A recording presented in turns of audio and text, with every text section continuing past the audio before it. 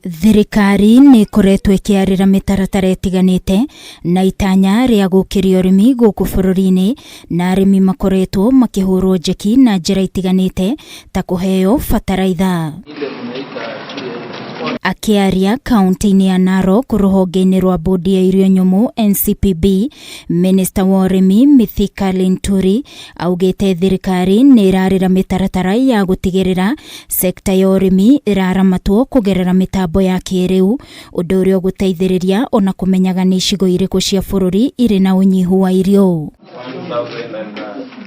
Linturi arĩtio wa Kinyabara mĩhang'o ya ũheani wa bataraitha kũrĩ arĩmi a Narok, kũrĩa morĩtie kwĩyandĩkithia rungu rwa mũbango ũyũ nĩguo mahote kũgunĩka na njĩra ĩgwete ũrĩmi-inĩ wao. Mjiandikishe ili sasa wakati nafanya planning na budget ambayo inakuja nijue wakulima katika taifa letu ni nambari kiasi fulani, na subsidy ama sile products ama program yetu nataka kuexpand itoke tu kwa fertilizer, ingie kwa mbegu, ingie kwa mandawa.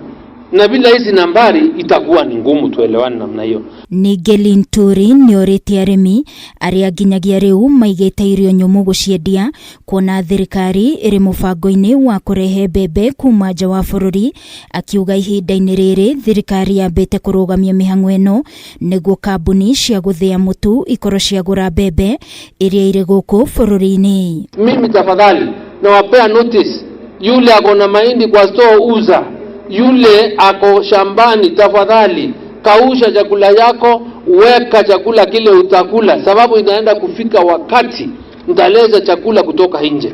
Na nilisema hivyo sababu sikuwa nataka mkulima wetu apatwe na haya mahindi na michele ya pesa kidogo asindo kuuza mazao yake.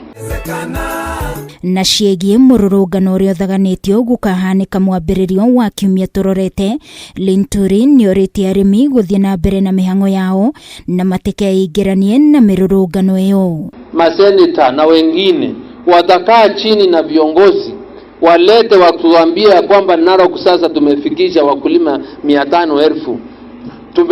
Tunataka mlete bajeti katika mbunge, mupitishe ile subsidy budget ya fertilizer itoke milioni 5-7 ifike 20 ili tununulie wakulima wetu fertilizer tupeleke. Sababu ndio unapitisha. Lakini ukiona viongozi kila wakati ni kuambia tukarushe mawe, hawajali utakula nini, wao wameshiba, wanalipwa, wamechungwa na serikali, wanawapotosha. Ngĩribotera Kameme TV ni njĩtagwo Wangui wa Mũirũrĩ.